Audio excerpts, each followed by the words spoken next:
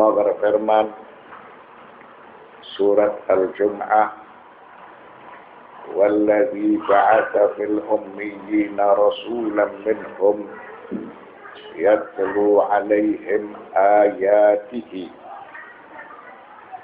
Dialah yang mengutus kepada kaum yang buta huruf seorang rasul di antara mereka yang membacakan ayat-ayatnya.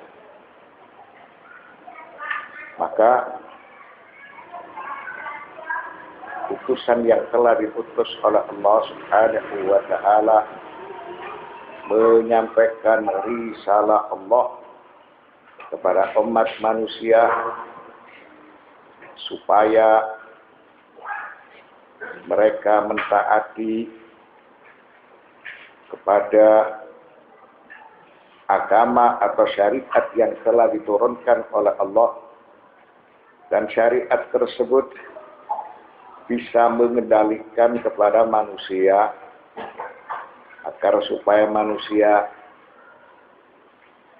hidup memiliki kebahagiaan karena mereka berjalan di atas jalan Allah,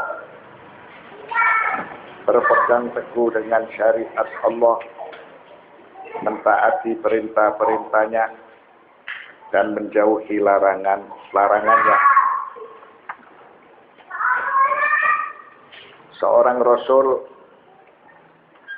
dia membacakan wahyu. Dia menyampaikan semua yang telah diperintahkan oleh Allah Subhanahu wa ta'ala. Dia juga menyampaikan semua yang telah dilarang oleh Allah Subhanahu wa ta'ala. Maka syariat yang telah dibawa oleh utusan Allah Subhanahu wa ta'ala memberikan jaminan kehidupan kepada manusia supaya manusia hidup selamat dan bahagia di dunia serta akhirat. Wa yuzakkihim, rasul itu mensucikan mereka. Yutahhiru nufusahum minasyirki, membersihkan jiwa manusia dari perbuatan syirik. Wa uqulahum minal jahli, serta menerangi akal pikiran mereka dari kebodohan. Wa a'malahum minal qaba'ihi wal adab,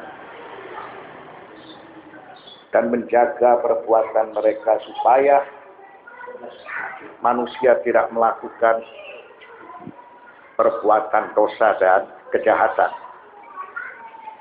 Wa yu'allimuhumul kitabah,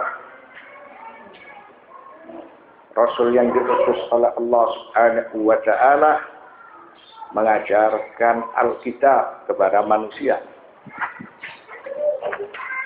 Yunqiluhum min dhulumatil 'ama wal jahli ila nuril ilmi wal hidayati bi ta'alimi allati tumajjidul ilma wa tunbidul khurafat wa tartakiza 'alal aqli wal fitratil basyariyah.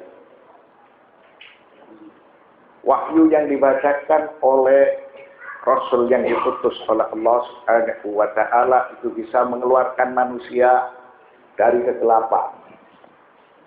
Kegelapan itu bermacam-macam. Mengeluarkan manusia dari kebodohan, dari kebutaan, sehingga manusia berilmu dan manusia memperoleh bimbingan yang benar.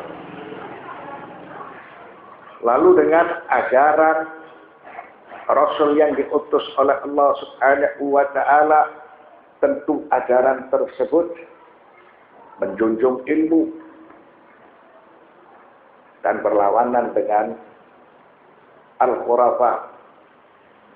Al-khurafat, keyakinan-keyakinan yang tidak berdasar yang tidak memiliki bukti, maka itu ditiadakan oleh ajaran yang dibawa utusan Allah. Lalu ajaran tersebut selalu berpijak pada akal dan fitrah manusia. Wal hikmata, Rasul yang diutus oleh Allah Subhanahu wa taala selain mengajarkan kepada manusia Alkitab, juga mengajarkan al-hikmah, as-sunnah, wa kullu ma yahdi ilal khairi fil aqidati was suluki fahuwa hikmatun. Maka tentunya semua yang menunjukkan kebajikan dan keyakinan yang benar, maka itu disebut hikmah. Begitu juga perilaku yang mulia, itu juga disebut hikmah. Sehingga Rasulullah Allah Muhammad sallallahu alaihi wasallam dijadikan panutan, dijadikan suri tauladan. Mengapa?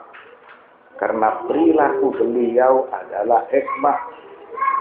Perilaku beliau adalah akhlak yang mulia. Wa qala Ibnu Arabi,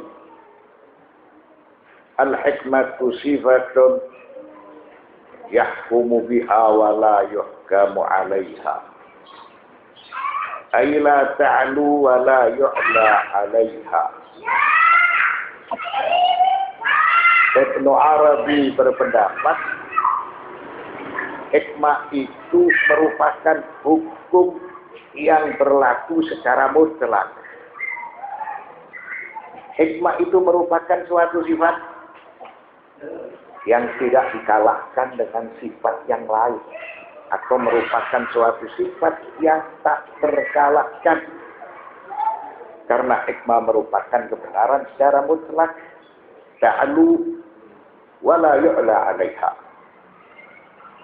Dia tidak akan dikalahkan oleh apapun, karena ilmu dan hikmah di atas segalanya. Wal khulasah anna risalah Muhammadin sallallahu alaihi wa alihi wasallam risalatun insaniyatun 'amatun tukhatibun nasa bi khitabil 'aqli wa tuhasibuhum bi hisabihi. Al-khulasah bahwa risalah Nabiuna Muhammad sallallahu alaihi wa alihi wasallam, risalah tersebut mengajak kepada umat manusia supaya manusia berakal. Dan risalah tersebut memiliki muhasabah. Segala itu teruji dengan risalah Muhammad sallallahu alaihi wasallam. Mengapa? Karena risalah Muhammad memiliki pijakan akal, memiliki pijakan fitrah. Dan risalah tersebut merupakan risalah yang kompleks, risalah yang sempurna. Risalah Nabiuna Muhammad sallallahu alaihi wasallam tentunya berbeda dengan risalah yang telah diturunkan oleh Allah Subhanahu wa taala kepada para nabi dan para utusan sebelum beliau sallallahu alaihi wasallam.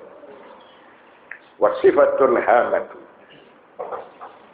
allati imtaza biha al-islamu an sa'iril adyan annahu yurahibu bikulli dirasatin mawdu'iyyatin munsifatin an ayyi mabda'in min mabadi'ihi wa hukmin min ahkamihi duna istitsna.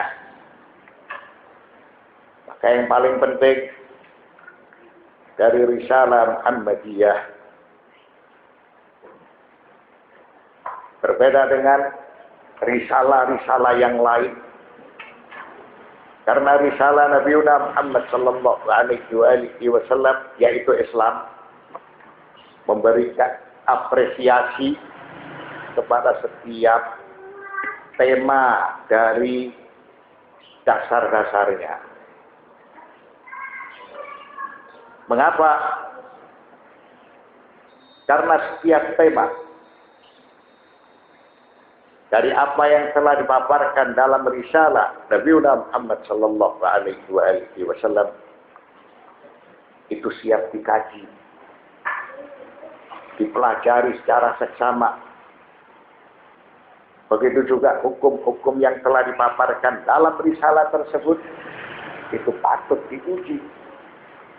Inilah yang membedakan risalah Nabi Muhammad sallallahu alaihi wasallam dengan risalah yang diturunkan kepada para nabi sebelumnya. Wa in kanu min qablu la fi dhalalin mubin. Dan sesungguhnya mereka sebelum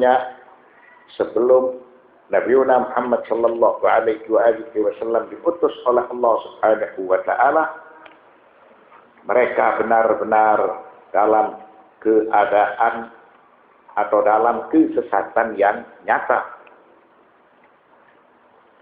Karena mereka dalam keadaan syirik dan dalam keadaan kebodohan serta dalam keadaan kegelapan dan aniaya. Artinya sebelum Nabi Muhammad sallallahu alaihi wasallam diutus oleh Allah Subhanahu wa taala, masyarakat ketika itu menyekutukan Allah. Tidak memiliki hukum-hukum yang jelas. Dan mereka hidup penuh dalam keadaan aniaya. Serta mereka dipenuhi dengan sifat hikid, iri, dan dendam. Wa ma ila dzalika minal qadha'i war radha'il. Serta mereka memiliki perbuatan yang tidak terpuji, memiliki sifat-sifat yang tercela. Wa akharina minhum lamma yalhaqu bihim. Dan juga kepada kaum yang lain dari mereka yang belum berhubungan dengan mereka. Al-muradu bil akharina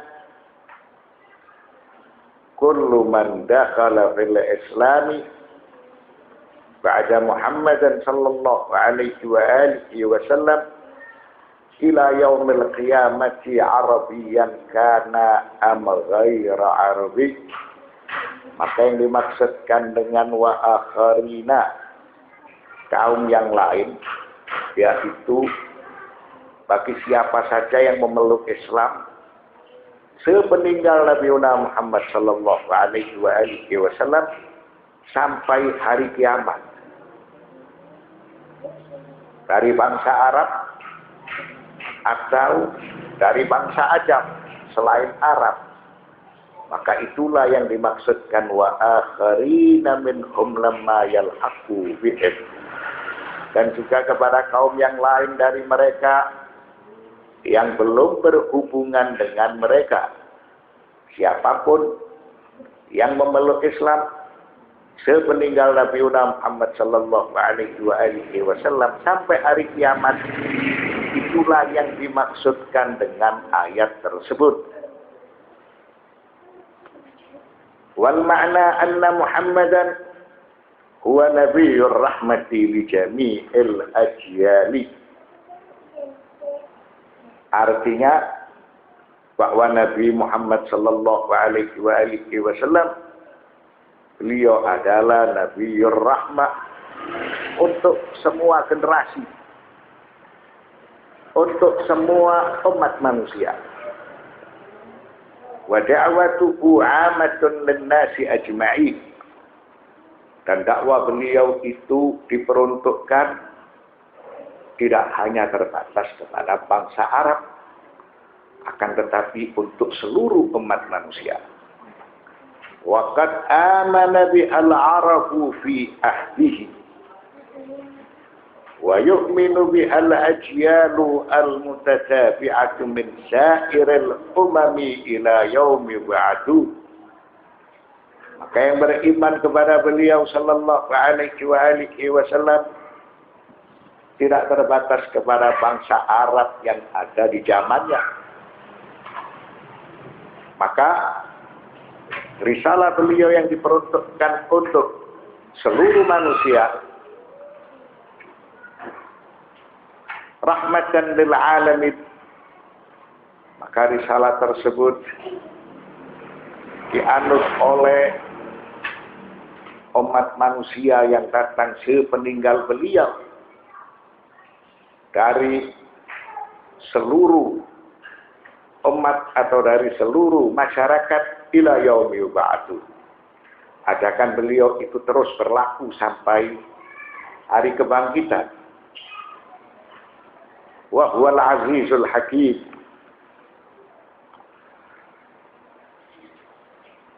Dan dialah yang maha perkasa lagi maha bijaksana. Maka dengan kekuasaan Allah Subhanahu wa ta'ala, Allah memenangkan Islam. Dan Allah menyebarkan Islam dari mulai timur sampai ke barat. Karena Allah menghendaki akan memenangkan agamanya dari semua agama, sekalipun orang-orang kafir itu tidak menyenangi. Wa bi hikmatihi ta'ala ikhtara Muhammadan li risalatihi al-'ammati syamilah. Merupakan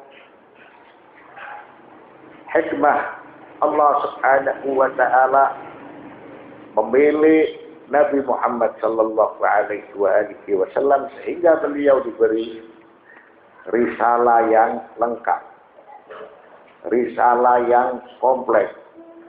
Risalah beliau tidak akan digantikan dengan risalah yang lain. Dan pilihan Allah itu merupakan yang terbaik. Dia Allah memilih Nabi Muhammad sallallahu alaihi wasallam sebagai penutup para nabi dan para utusan.